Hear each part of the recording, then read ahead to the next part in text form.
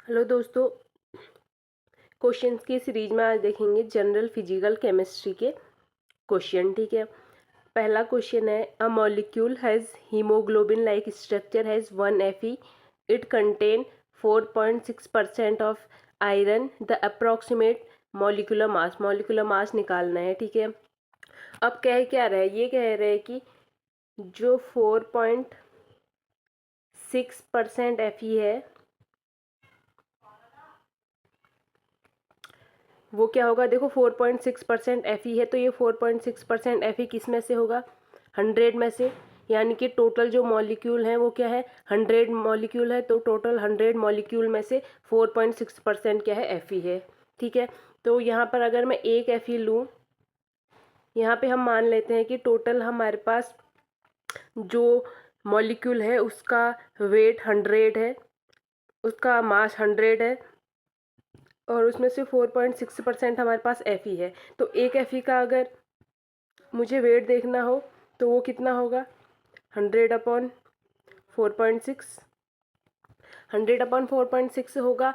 तो यहाँ पर एक चीज़ हमें पता है, जो Fe है उसका मास जो होता है 56 होता है। ठीक है, Fe का मास क्या रहता है, 56 रहता है। अब जो ऑप्शन थे, ऑप्शन में जो सारे आंसर थे वो ग्राम पर मोल में थे। ग्राम पर मोल में इंटू से हमें एक Fe के लिए एक Fe के रिस्पेक्ट में मास नहीं निकालना है, कितने के रिस्पेक्ट में निकालेंगे, एक मोल आयरन के। किसके रिस्पेक्ट में निकालना है हमें, 1 मोल आयरन के। 1 मोल आयरन के रिस्पेक्ट में निकालेंगे तो 1 मोल आयरन में कितने Fe होंगे, मतलब 1 मोल आयरन का वेट कितना होगा, 56। इसका मतलब 56 आयरन के लिए निकालना है, 56 वेट आयरन के लिए निकालना है। 1 मोल आयरन में कितने आयरन होंगे, कितना वेट होगा, 56। तो 56 ग्राम के लिए निकालेंगे तो 56 ग्राम के लिए कितना आएगा, 100/4.6 इंटू 56। अब ये जो आंसर होगा, क्योंकि एक मोल में जितने होते हैं वो ग्राम में आंसर होता है, तो ये ग्राम में होगा, यानी कि 1 मोल भी आएगा और ग्राम भी आएगा, यानी कि ग्राम पर मोल में होगा। ठीक है, तो ये अब आंसर जो आएगा वो ग्राम पर मोल में होगा।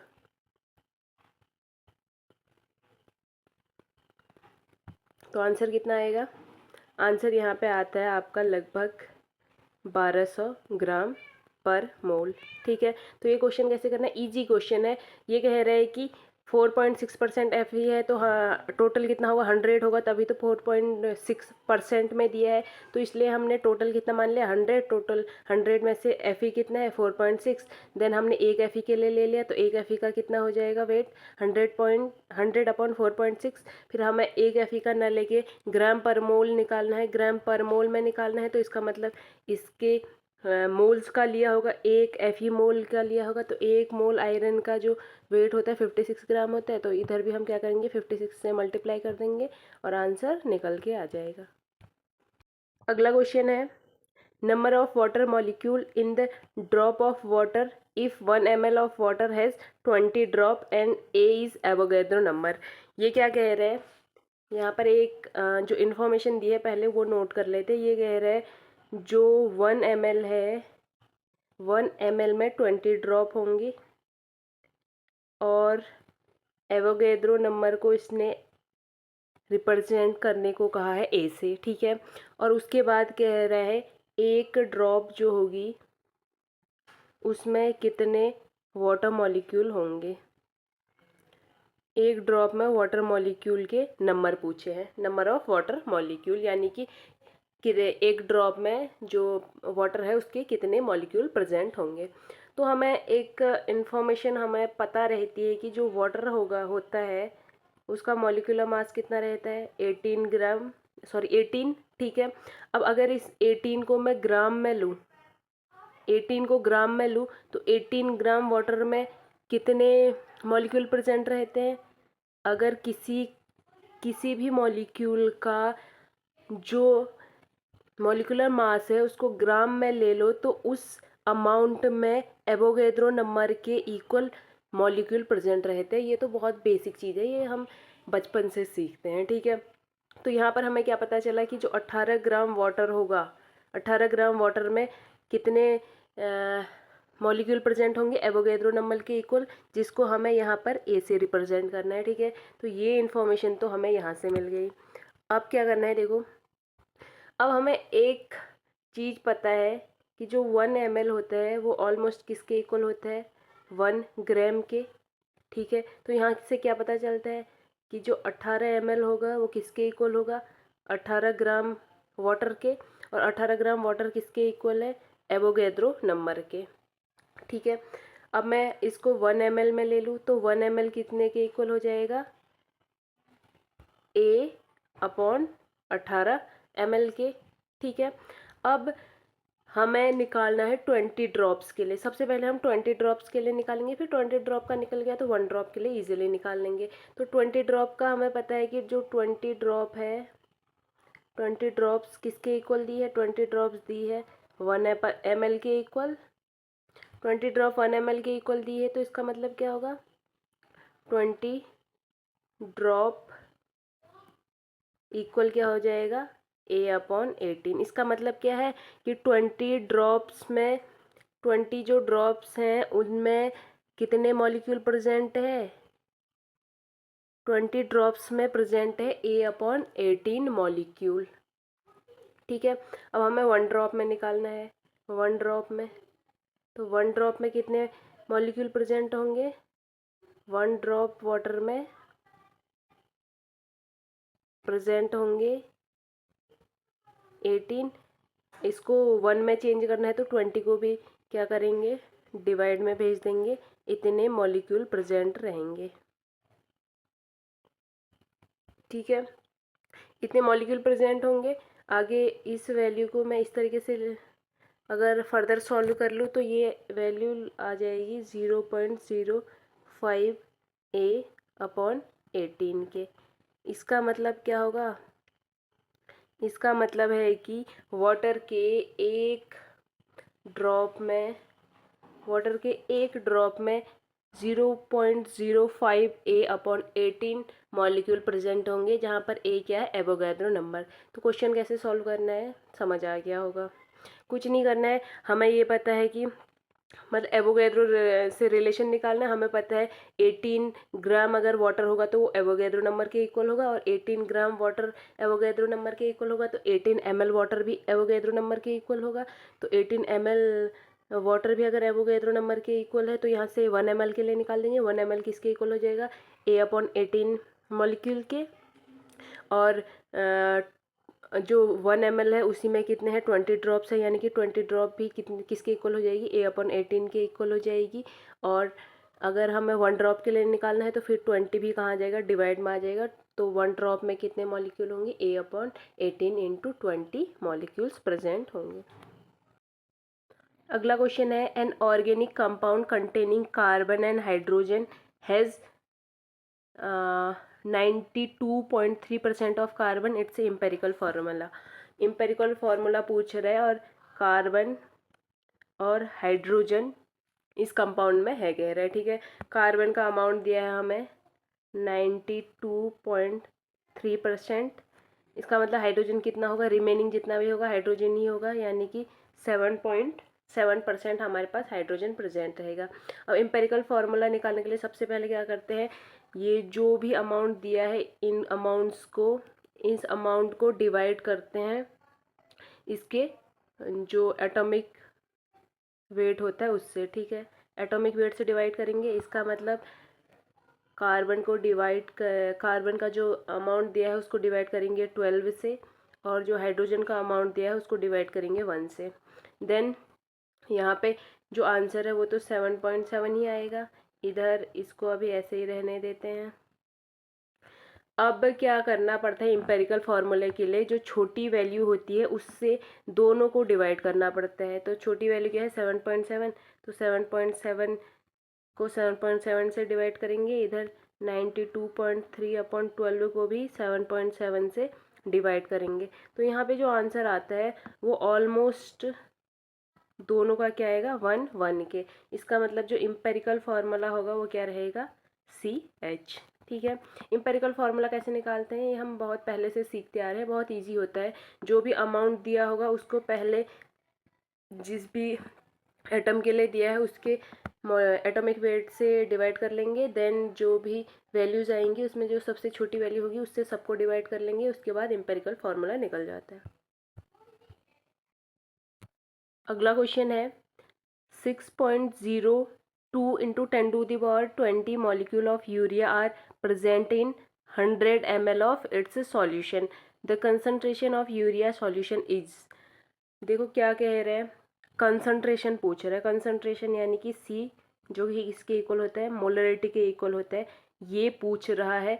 और दिया क्या है, नंबर ऑफ मॉलिक्यूल दिया है और जो वॉल्यूम है वो दिया है। तो हमें पता है मोलरिटी, कंसंट्रेशन यानी कि मोलरिटी इक्वल होता है, मोलरिटी क्या होता है, मोल पर लीटर, यानी कि मोल अपॉन वी लीटर, ये मोलरिटी होता है। इसको मैं अगर फर्दर ओपन करूँ तो मोल को हम कैसे निकाल सकते हैं, देखो यहाँ पर क्वेश्चन में जो इन्फॉर्मेशन दी है उसी के अकॉर्डिंग मोल निकालेंगे। तो क्वेश्चन में दिया है हमें नंबर ऑफ मॉलिक्यूल, तो नंबर ऑफ मॉलिक्यूल में मोल का नंबर ऑफ मॉलिक्यूल की हेल्प से मोल कैसे निकलेगा, मोल होता है number of molecule upon Avogadro number. Number of molecule को एवोगैड्रो नंबर से अगर डिवाइड कर देंगे तो मोल निकल जाएगा। तो यहाँ पे हम क्या रखेंगे, यही फार्मूला रखेंगे, number of molecule upon Avogadro number. और इधर वी लीटर में है, तो अगर वी जो वॉल्यूम है उसको मैं, क्योंकि हमें क्वेश्चन में मिलीलीटर में दिया है तो मिलीलीटर से मैं रखूँ तो मुझे क्या करना पड़ेगा, 1000 से डिवाइड करना पड़ेगा। यानी कि ये वैल्यू 100 दी है तो 100 को 1000 से डिवाइड करना पड़ेगा। अब यहाँ पे क्योंकि ये ऑलरेडी अपॉन में है, तो ऑलरेडी अपॉन में है तो जो 1000 है वो कहाँ चले जाएगा, ऊपर चले जाएगा। अगर मैं इसकी वैल्यू रखूँ, देखो इसकी वैल्यू क्या रहेगी, इंटू 1000 ऊपर आ जाएगा upon V litre, V ml में नीचे रहेगा। ठीक है। अब यहाँ पे जो वैल्यू दी है वो नंबर ऑफ मॉलिक्यूल की वैल्यू कितनी दी है, 6.02 इंटू 10⁻20। एवोगैड्रो नंबर की कितनी होती है, 6.02 इंटू 10⁻23। ठीक है। और ये जो है 1000 अपॉन 100, यही वैल्यूज़ हैं। इनको सॉल्व कर लो, ज़ीरो से ज़ीरो कैंसिल हो जाएंगे, 20 से 10, यहाँ सिर्फ 10⁻3 बचेगा, इससे ये कैंसिल हो जाएगा। क्या आ रहा है, 10⁻3। 10⁻3 को अगर मैं इससे कैंसिल करने का ट्राई करूँ तो इधर 10 सिर्फ 2 बचेगा, और इसको अगर ऊपर भेजे तो क्या आएगा, 1 इंटू 10⁻⁻2। इसको खोल के लिखे तो क्या होगा, यहाँ पे वैल्यू 10⁻0 कर दे तो, या इसका मतलब वैल्यू को बढ़ा रहे हैं, यहाँ वैल्यू बढ़ाएंगे तो यहाँ वैल्यू कम होगी, यानी कि 0 पॉइंट यहाँ पे 2 पीछे जाएगा, 0 1।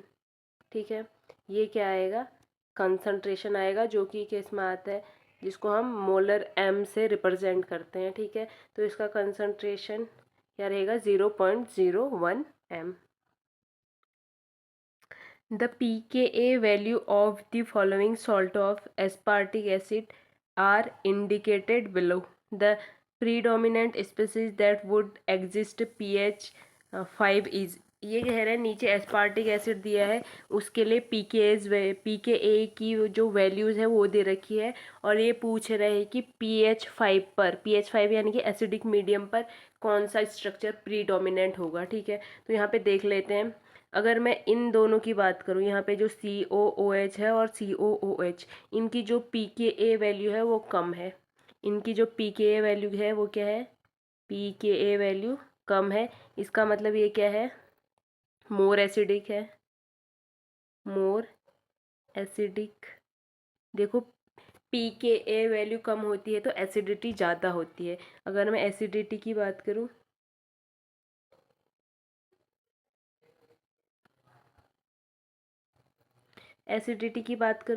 तो एसिडिटी क्या होगी, 1/pKa, यानी कि pKa की वैल्यू कम होगी तो एसिडिटी ज़्यादा होगी। ठीक है। अब इधर बात करें NH3 की, तो NH3 की pKa वैल्यू ज़्यादा है, इसका मतलब ये लेस एसिडिक है। NH3 की बात करें तो ये क्या है, लेस एसिडिक। ठीक है, अब हमें दिया है यहाँ पर pH दिया है 5, यानी कि एसिडिक मीडियम दिया है। क्या दिया है, एसिडिक मीडियम। हमें पता है एसिडिक मीडियम में क्या होता है, एसिडिक मीडियम में H+ रिलीज होता है। एसिडिक मीडियम में क्या होगा, H+ रिलीज होगा। अब H+ कहाँ से रिलीज होगा, इस पोजीशन से रिलीज होगा या इन दोनों जो COOH है यहाँ से H+ रिलीज होगा। हमें पता है ये ज़्यादा एसिडिक है। H+ कौन रिलीज करता है, H+ रिलीज करता है एसिड। जो ज़्यादा एसिडिक होगा वही तो H+ रिलीज करेगा। तो इसका मतलब ये दोनों जो है H+ रिलीज करेंगे और ये H+ रिलीज नहीं कर पाएगा। तो प्रीडोमिनेंट स्ट्रक्चर क्या होगा, ये जो NH3 पॉजिटिव है ये तो एज इट इज़ रहेगा, और ये जो COOH था ये H+ रिलीज करेगा, और ये नीचे वाला जो COOH था ये भी H+ रिलीज करेगा। इसका मतलब H+ रिलीज करेंगे तो यहाँ पे नेगेटिव छोड़ के जाएंगे। तो ये जो है ये प्रीडोमिनेंट स्ट्रक्चर रहेगा, यानी कि यही आंसर रहेगा। अगला क्वेश्चन है H2O2 रिड्यूसेस, इनमें से H2O2 किसको रिड्यूस करेगा। अगर H2O2 की बात कर लें तो H2O2 जो होता है उसमें ऑक्सीजन की जो ऑक्सीडेशन स्टेट होती है -1 रहती है। ये जो है बिहेव करता है oxide behave as oxidant as well as reductant, as well as reductant. Oxidant की भी तरह बिहेव करता है और रिडक्टेंट की तरह भी बिहेव करता है। ठीक है, और अगर इसकी ऑक्सीडाइजिंग और रिड्यूसिंग पावर की बात करें तो ये वीक रिड्यूसिंग एजेंट होता है या वीक ऑक्सीडाइजिंग एजेंट रहता है।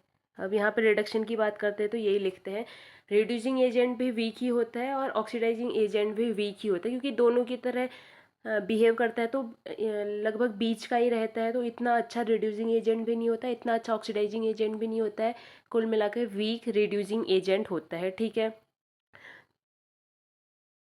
इसका मतलब सिर्फ वीक रिड्यूसिंग एजेंट है तो इसका मतलब सिर्फ उसी को रिड्यूस कर पाएगा, यानी कि उसी को इलेक्ट्रॉन डोनेट कर पाएगा जो बहुत ज़्यादा इलेक्ट्रॉन डेफिशिएंट होगा, हाई इलेक्ट्रॉन डेफिशिएंट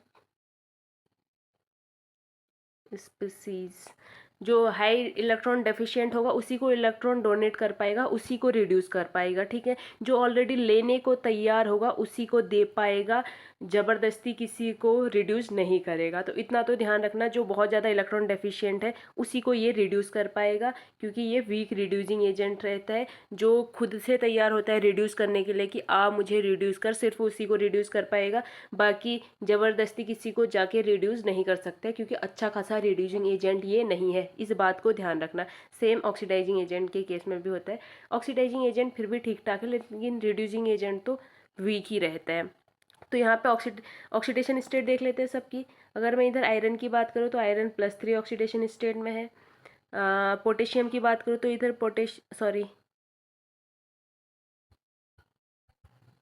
इधर आयरन की बात करूँ तो आयरन क्या है, +7 ऑक्सीडेशन स्टेट में है।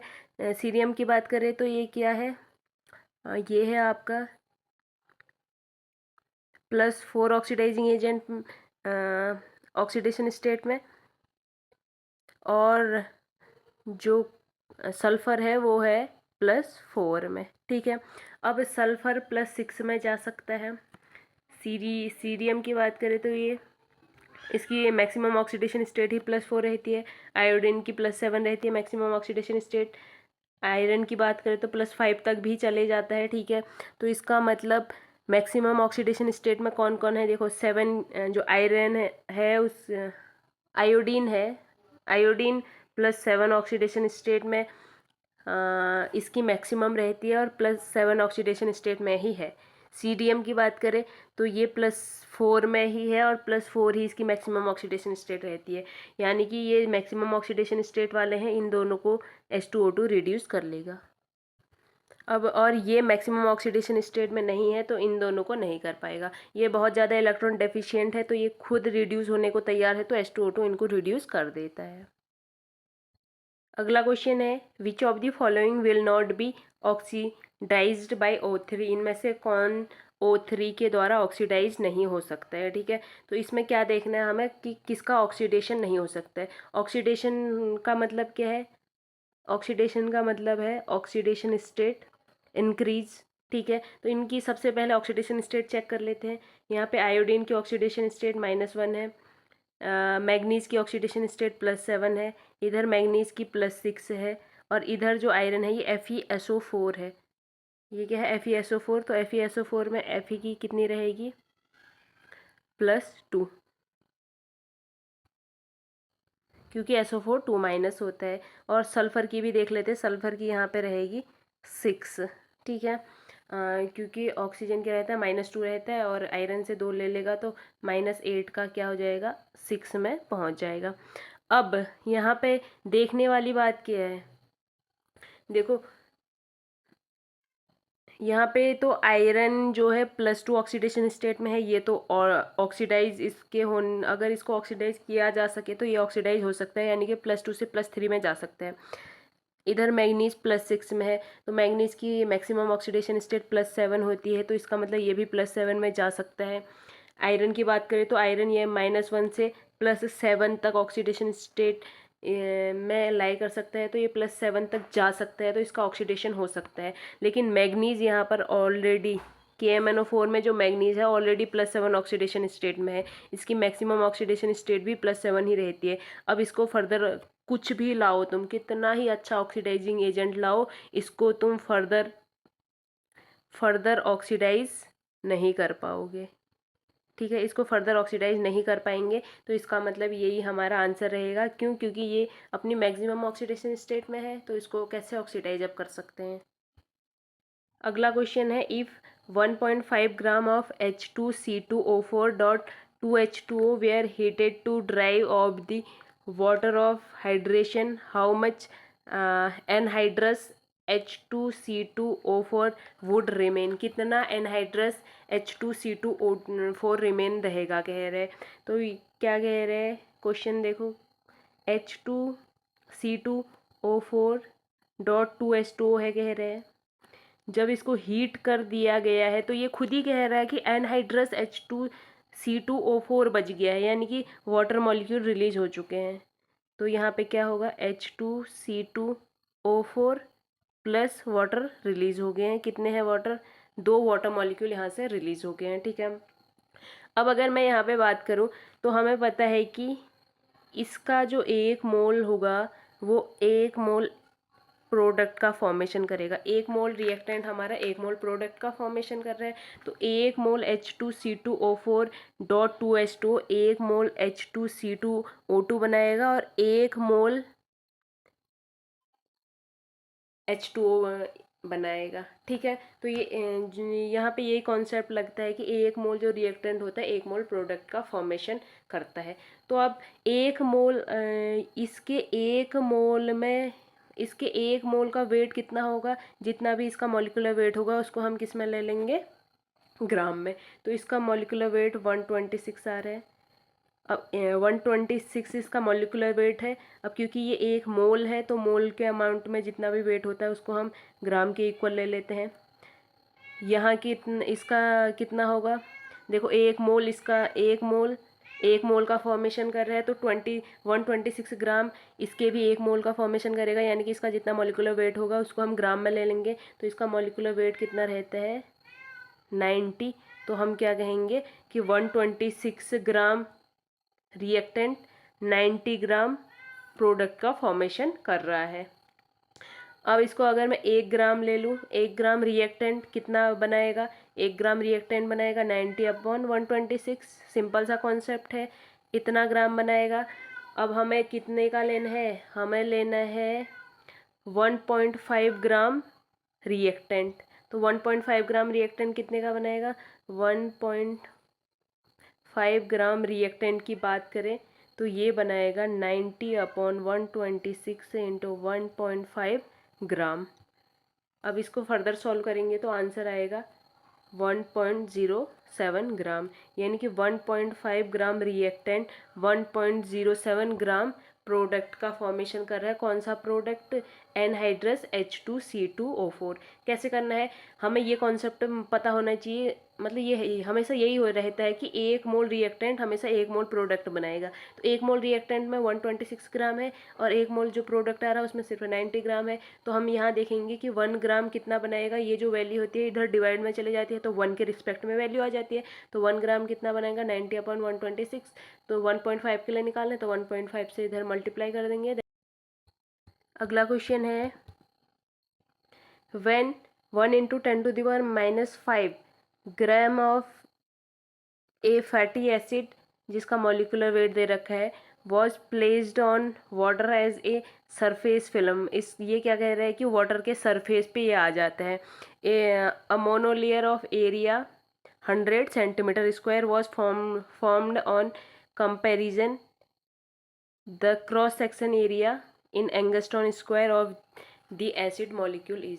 सबसे पहले देखो इसमें क्या करना है, जो इन्फॉर्मेशन दी है उससे हम ये निकाल लेंगे कि कितने नंबर ऑफ मॉलिक्यूल है। नंबर ऑफ मॉलिक्यूल निकाल लेंगे, ठीक है। नंबर ऑफ मॉलिक्यूल अगर हमारे पास निकल गया तो नंबर ऑफ मॉलिक्यूल से हम ये देख लेंगे कि इसके रिस्पेक्ट में कितना एरिया ये लेगा, ठीक है। ठीक है, कैसे? क्योंकि पूरा जितना ये मोनोलेयर कह रहा है, मोनोलेयर का सरफेस दिया है, मोनोलेयर का सरफेस दिया है और एक जो एसिड मॉलिक्यूल है, एक एसिड मॉलिक्यूल का सरफेस क्रॉस सेक्शन एरिया हमसे पूछा है। तो एक एक जो एसिड मॉलिक्यूल होगा वो मिलकर पूरा सरफेस बना रहा है। तो सरफेस के एरिया से हम इसका एरिया कैसे निकालेंगे? जितना भी टोटल मॉलिक्यूल होंगे उस टोटल मॉलिक्यूल में क्या कर लेंगे, टोटल जो हमारे पास मॉलिक्यूल आएगा टोटल मॉलिक्यूल से इसको डिवाइड कर लेंगे। देन हमारा एक मॉलिक्यूल का जो क्रॉस सेक्शन एरिया होगा वो निकल जाएगा, ठीक है। तो इसको कर ले। देखो सबसे पहले नंबर ऑफ मॉलिक्यूल ही निकाल लेते हैं। नंबर ऑफ मॉलिक्यूल कैसे निकलेगा? जो जो इन्फॉर्मेशन दी है उससे निकल जाएगा। हमारा क्या दिया है? हमें वेट दिया है, मॉलिक्यूलर वेट दिया है। तो वेट अपॉन मॉलिक्यूलर वेट हमारा, अगर मैं मोल की बात करूँ तो मोल क्या होता है? वेट अपॉन मॉलिक्यूलर वेट होता है, वेट अपॉन मॉलिक्यूलर वेट, और number of molecule upon Avogadro number. तो यहाँ से हमारा आंसर निकल जाएगा। वेट दिया है 1 × 10⁻⁻5 ग्राम। मॉलिक्यूलर वेट दिया है 602 × 5 ग्राम पर मोल। और हमें N0 चाहिए। Na क्या होता है? Na होता है एवोगैड्रो नंबर। तो इसको अगर मैं पूरा सॉल्व करूँ, इस Na को इधर ले लेते हैं।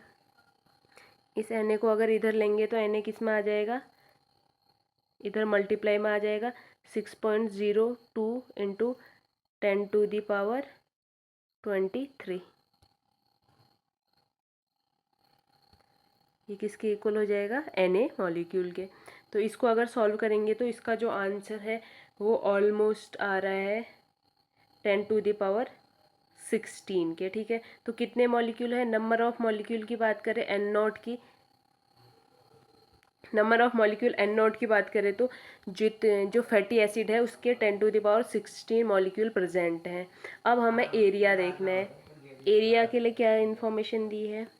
ये कह रहा है वाटर है, वाटर के ऊपर फैटी एसिड, वाटर के ऊपर जो फैटी एसिड है उस फैटी एसिड की लेयर है और उस लेयर का जो एरिया है वो 100 सेंटीमीटर स्क्वायर है। अब क्योंकि cross section area of molecule angstrom में पूछा है तो इसको एंगस्ट्रॉन में चेंज कर लेते हैं। एंगस्ट्रॉन में कैसे चेंज करेंगे? 100 सेंटीमीटर को एंगस्ट्रॉन में चेंज करेंगे तो क्या आएगा? 1 मीटर में 10⁻10 एंगस्ट्रॉन होते हैं, तो सेंटीमीटर में कितने होंगे? 8 एंगस्ट्रॉन। स्क्वायर आएगा इसका क्योंकि सेंटीमीटर स्क्वायर में है, तो इसकी जो वैल्यू है वो कितनी आएगी? 100 × 10⁻16 एंगस्ट्रॉन स्क्वायर। ठीक है, अब हमें क्या करना है, हमें नंबर ऑफ मॉलिक्यूल पता है। नंबर ऑफ मॉलिक्यूल कितना आया है हमारा, नंबर ऑफ मॉलिक्यूल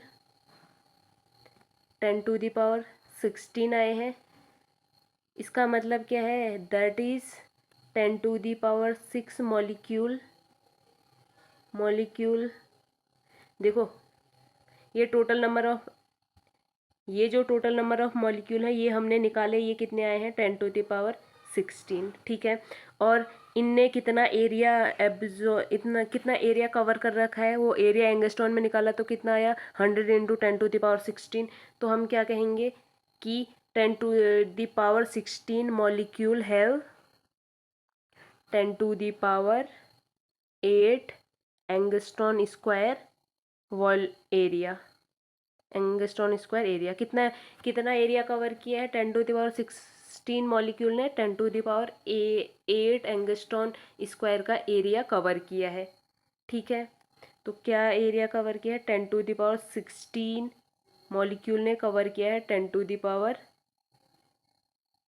है 18, 10⁸18 है। 10⁸18 कैसे आया, देखो ये 10⁻2 है और 2 और 16 को मल्टीप्लाई करेंगे तो इधर प्लस में आ जाएंगे, यानी कि 18 आ जाएगा।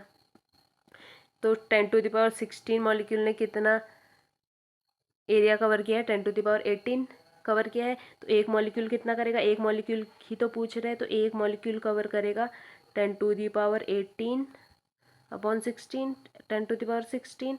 तो इसका आंसर आएगा 10⁻2 यानी कि 100 एंगस्ट्रॉन स्क्वायर। क्या आएगा आंसर, 100 एंगस्ट्रॉन स्क्वायर। तो कुछ नहीं किया है, हमें सिर्फ ये करना है कि इसमें नंबर ऑफ मॉलिक्यूल निकाल लो, इसकी और इसके हेल्प से नंबर ऑफ मॉलिक्यूल निकालो। नंबर ऑफ मॉलिक्यूल निकल जाएगा तो नंबर ऑफ मॉलिक्यूल ने ही तो ये एरिया कवर कर रखा है, तो इस एरिया को नंबर ऑफ मॉलिक्यूल से डिवाइड कर दो तो एक मॉलिक्यूल का एरिया निकल जाएगा। The number of molecules of an ideal gas in a 8.2 liter container at 360 torr and 27 degree Celsius will be। Number of molecule पूछ रहे हैं, दिया क्या है, वॉल्यूम दिया है। देखो फॉर्मूला क्या लग रहा है, आप सबको पता ही चल गया होगा, PV = nRT फॉर्मूला यूज़ होगा। ठीक है, यहाँ इसको मैं हमें यहाँ पे नंबर ऑफ मॉलिक्यूल चाहिए यानी कि n चाहिए, तो n के रिस्पेक्ट में लिख देती हूँ n = PV/RT। ठीक है, प्रेशर दिया है, कितना दिया है 380 टॉर। उसके बाद वॉल्यूम दिया है 8.2 लीटर, जो गैस कांस्टेंट है उसको भी हम लीटर के रिस्पेक्ट में लेंगे तो क्या आएगा 0.821 लीटर एटमॉस्फेयर पर केल्विन पर मोल। और टेम्परेचर जो दिया है 26 डिग्री सेल्सियस दिया है। तो मुझे जो प्रेशर है उसको एटमॉस्फेयर में चेंज करना है, क्योंकि इधर नीचे क्या है लीटर एटमॉस्फेयर आया है ना, तो प्रेशर को मुझे एटमॉस्फेयर में चेंज करना है, तभी मैं इन वैल्यूज़ को क्या कर पाऊँगी, तभी एटमॉस्फेयर से एटमॉस्फेयर कैंसिल कर पाएंगे। ठीक है, तो जो प्रेशर है उसको एटमॉस्फेयर में लेंगे तो किस तरीके से आएगा, हमें पता है A1 एटमॉस्फेयर की जो वैल्यू होती है वो 760 टॉर होती है। तो अगर मुझे 380 टॉर को एटमॉस्फेयर में चेंज करना है तो मुझे 380 जो टॉर है उसको 760 टॉर से क्या करना पड़ेगा, डिवाइड करना पड़ेगा, तो जो वैल्यू आएगी एटमॉस्फेयर में आएगी। तो वैल्यू कितनी आएगी, इससे इसको कैंसिल करोगे तो 0.5 टॉर वैल्यू आएगी। सॉरी, टॉर नहीं आएगा, अब ये जो है डिवाइड करने पर किसके इक्वल रह जाएगा, एटमॉस्फेयर के। ठीक है, तो 0.5 एटमॉस्फेयर, पी की जो वैल्यू है वो क्या आएगी 0.5 एटमॉस्फेयर, तो पी हमारा हो गया 0.5 एटमॉस्फेयर। टेम्परेचर जो हम केल्विन में लेंगे तो 27 डिग्री सेल्सियस को अगर मैं केल्विन में चेंज करूँ तो कितना आएगा 300 केल्विन। तो ये क्या हो गया हमारा टेम्परेचर आ गया, प्रेशर आ गया, वॉल्यूम आ गया और आर आ गया। तो सारी वैल्यूज़ को पुट कर लो, आंसर निकल जाएगा। n = PV upon RT। P की वैल्यू कितनी आई है? 0.5 एटमॉस्फेयर। 0.5 एटमॉस्फेयर। वॉल्यूम दिया है 8.2 लीटर। R की वैल्यू होती है 0.821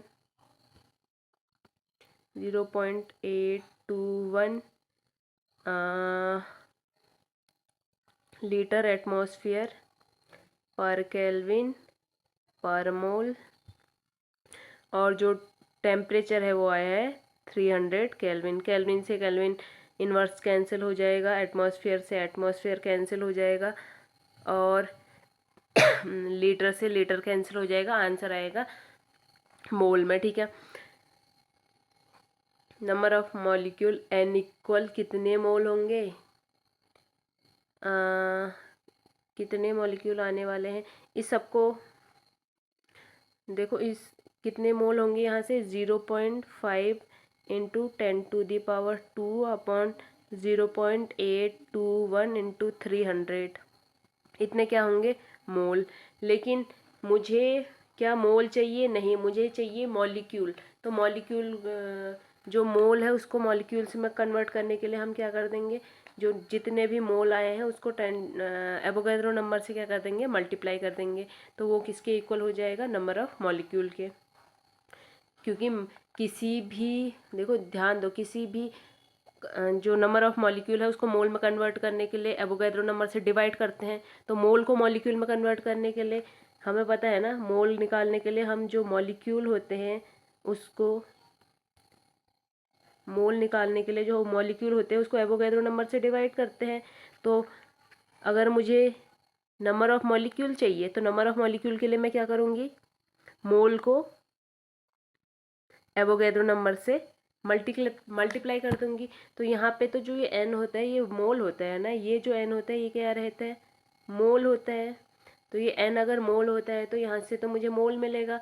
मोल को मुझे मॉलिक्यूल में कन्वर्ट करना है तो एवोगैड्रो नंबर से क्या करना पड़ेगा? मल्टीप्लाई कर देना पड़ेगा। तो मैं क्या करूँगी? यहाँ पे इस वैल्यू को एवोगैड्रो नंबर से मल्टीप्लाई कर दूँगी, यानी कि 6.2 इंटू 10⁻, इसको ना थोड़ा इस तरीके से लिख लेते, क्या आ जाएगा? 6.02 इंटू 10⁻23। जब इसको सॉल्व करेंगे तो यहाँ पे जो नंबर ऑफ मॉलिक्यूल है, number of molecule n equal आएगा, नंबर ऑफ मॉलिक्यूल ही लिखते हैं, आप इसको मोल नहीं लिखते। नंबर ऑफ जो मॉलिक्यूल्स है वो किसके इक्वल आएंगे? मॉलिक्यूल्स वो आते हैं लगभग 1, इसको सॉल्व करके जो आंसर आ रहा है वो लिख रही हूँ, 1 इंटू 10⁻23। कितने मॉलिक्यूल्स आएंगे? 1 इंटू 10⁻23। ठीक है, आज के 10 क्वेश्चन यही हैं। अब मिलेंगे नेक्स्ट वीडियो में। Thank you so much, bye bye.